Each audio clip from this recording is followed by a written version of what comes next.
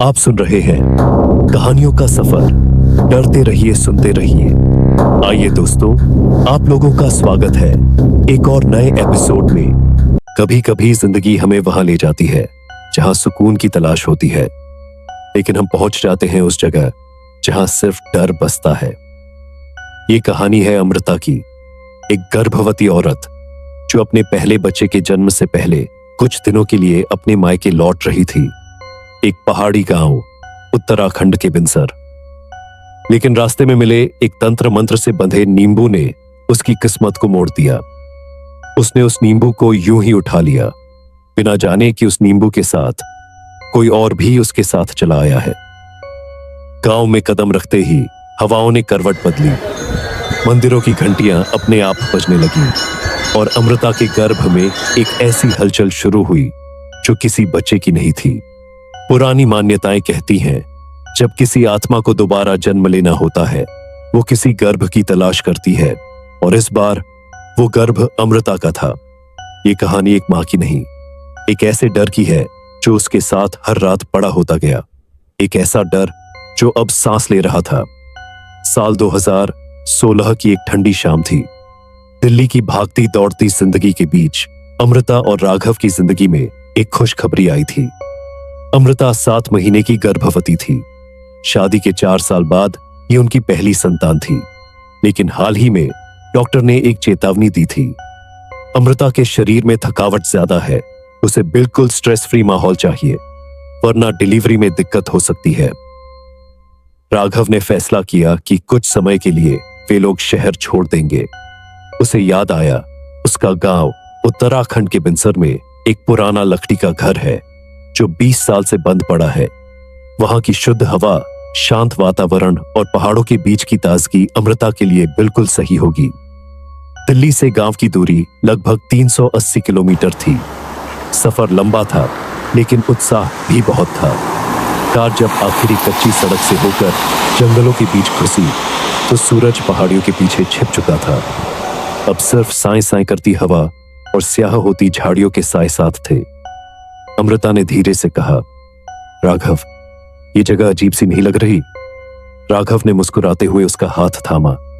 बस तुम थक गई हो, इसलिए तुम्हें ऐसा लग रहा है। लेकिन जैसे ही वो लोग उस पुराने लकड़ी के घर के पास पहुंचे, हवा का रुख अचानक तेज हो गया। घर के सामने एक सूखा नीम का पेड़ था और उसके पास एक टूटी हुई झूलने वाली कुर्सी हल्के से हिल रही थी, जैसे किसी ने अभी अभी छोड़ी हो। घर के अंदर का वातावरण ठंडा, बासी और स्याह था। जमीन पर धूल की मोटी परत, कोनों में जाले और हवा में नमी सी थी।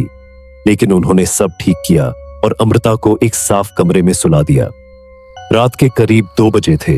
अमृता की नींद खुली। उसने महसूस किया जैसे उसके पेट में कुछ हलचल हो रही है। तभी बच्चों ने किक मारी, पर यह नॉर्मल किक नहीं थी। ऐसा लगा जैसे कोई रेंग रहा हो। उसने करवट बदली और तभी खिड़की के बाहर किसी के खड़े होने की आहट सुनाई दी। वो परछाई धीरे धीरे खिसक कर खिड़की के पास आई और फिर एक धीमी फुसफुसाहट, तू मेरा द्वार है, मुझे जन्म दे। अगले दिन गांव की सबसे बुजुर्ग महिला माया घर आई। उसने जैसे ही अमृता को देखा, उसके चेहरे का रंग उड़ गया। उसने अमृता के माथे पर भस्म लगाया और बोली, इस घर में तांत्रिक मरण हुआ है, अधूरी साधना की गई थी। उस आत्मा ने अपना जन्म इस घर में मांगा था। अब कोई गर्भवती आई है तो वो आत्मा जाग गई है। अमृता ने हंसकर बात टाल दी, लेकिन राघव को पहली बार कुछ खटकने लगा। अगले 3 दिनों में अमृता की हालत और भी अजीब होती चली गई। हर रात उसे एक जैसे सपने आते। वो तांत्रिक एक गुफा में बैठा उसके गर्भ की ओर मंत्र पढ़ता।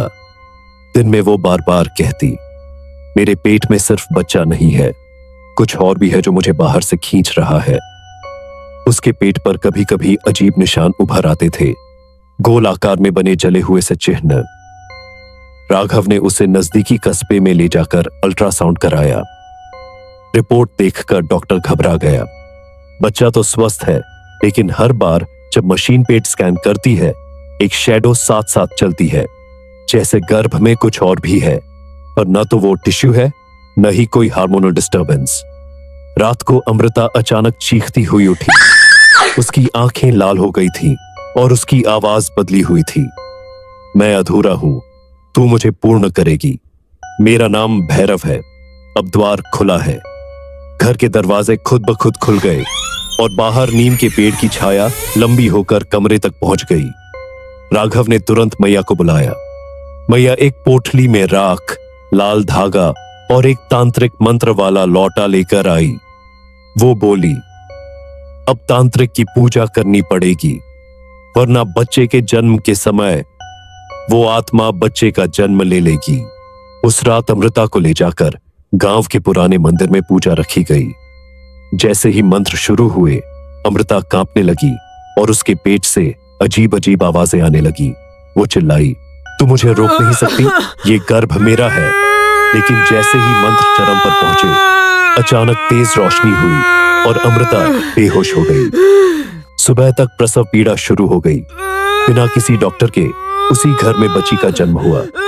बच्ची स्वस्थ थी, लेकिन उसकी आंखें हल्की लाल थी और हथेली पर जन्म से ही त्रिकोण आकृति बनी थी, ठीक वही जो उस तांत्रिक के मंदिर में बनी थी।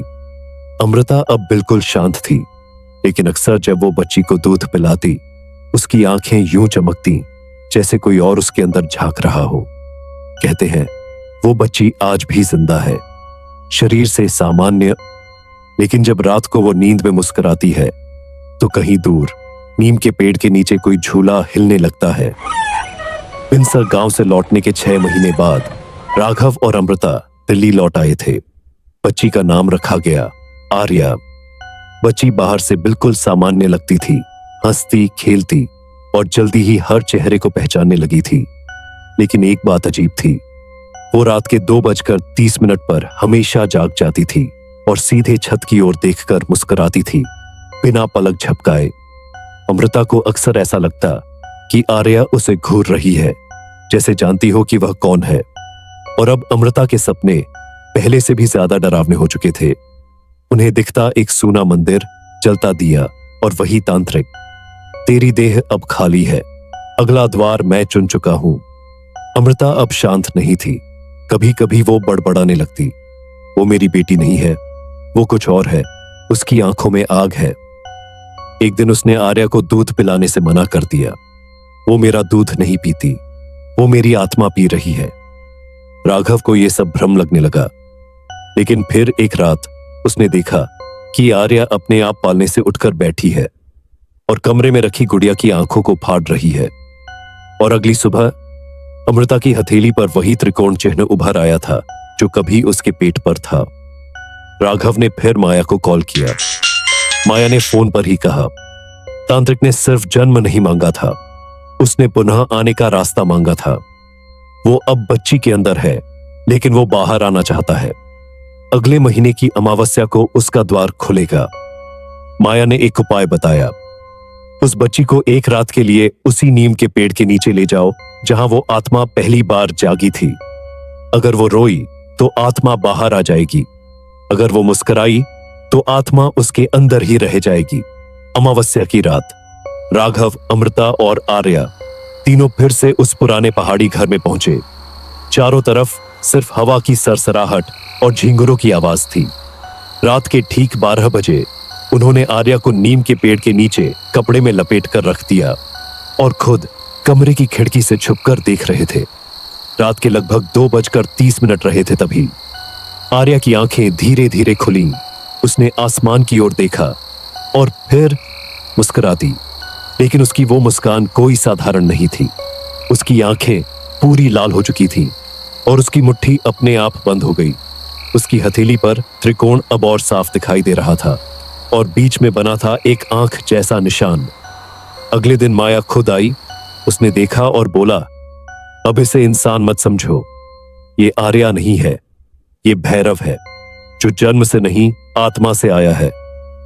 राघव गुस्से में बोला, तो अब क्या करे, क्या इसे मार दें? माया ने गंभीर शब्दों में कहा, नहीं, इसे मत छूना। आत्मा को बलिदान चाहिए, लेकिन वो बलिदान तुझे करना होगा। इसे बचाने के लिए तुझे खुद को खोना होगा, वरना एक दिन ये बच्ची सिर्फ आत्मा की कठपुतली बन जाएगी और इस दुनिया को वो दिखेगी जो तुम कभी सोच भी नहीं सकते। माया ने राघव को एक पुरानी पांडुलिपि दिखाई। उसमें लिखा था, भैरव तंत्र, एक ऐसा मंत्र चक्र जिसमें आत्मा जन्म लेने के बाद मानव शरीर में पुनः प्रवेश कर सकती है, पर शर्त है देह ताजा होनी चाहिए और आत्मा अधूरी। मतलब तांत्रिक ने अपनी अधूरी आत्मा को अमृता के गर्भ के जरिए एक पूर्ण देह देने की योजना बनाई थी, लेकिन आत्मा पूरी तरह बच्ची में प्रवेश नहीं कर पाई थी क्योंकि अमृता ने नींबू का सेवन किया था, जिसने एक तंत्र अवरोध पैदा किया।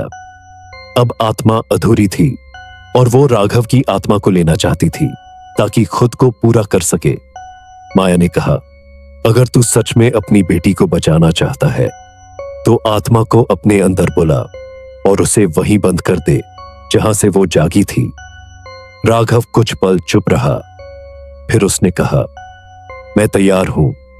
अमृता चिल्लाई, नहीं राघव, तुम नहीं समझ रहे, वो तुम्हें जीते जी जला देगा। राघव ने कहा, अगर मैं नहीं गया तो ये बच्ची कभी इंसान नहीं बन पाएगी। रात के लगभग 2:33 पर राघव ने वही लाल धागा बांधा और वही काला तिलक लगाया जैसा तांत्रिक करता था। वो अकेला गया उस नीम के पेड़ के नीचे, बच्ची को अपनी गोद में लिया और जोर से चिल्लाया, भैरव, मैं हूं तेरा द्वार, आ अगर हिम्मत है तो। अचानक जोर की हवा चली, नीम का पेड़ कांपने लगा, बच्ची के शरीर से काली परछाई निकली और राघव के शरीर में समा गई। राघव की आंखें सफेद हो गई थी, उसका शरीर कांपने लगा, पर उसने मुट्ठी बंद की और जोर से बोला, एयूएम त्र्यंबकम यजामहे।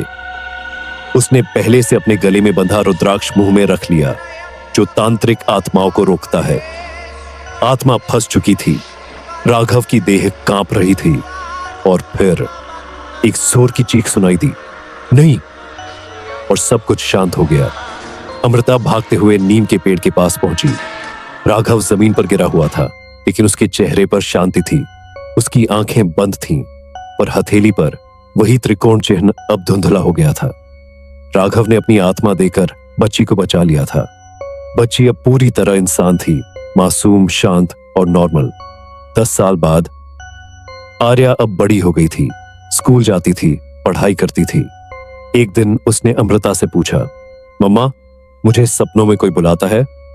अमृता डर गई, पूछा, कौन बुलाता है? आर्या ने धीरे से कहा, कोई पेड़ के नीचे खड़ा होता है और कहता है, अब तू तैयार है। अमृता कांप गई, उसकी आंखों में आंसू आ गए। कहीं वो आत्मा अब बच्ची के जरिए वापस लौटने की तैयारी तो नहीं कर रही। अगर आपको हमारी वीडियो पसंद आए तो हमारे चैनल को लाइक और सब्सक्राइब और शेयर करना ना भूलें, ताकि हम और भी ऐसी डरावनी कहानियां आपके लिए ला सके।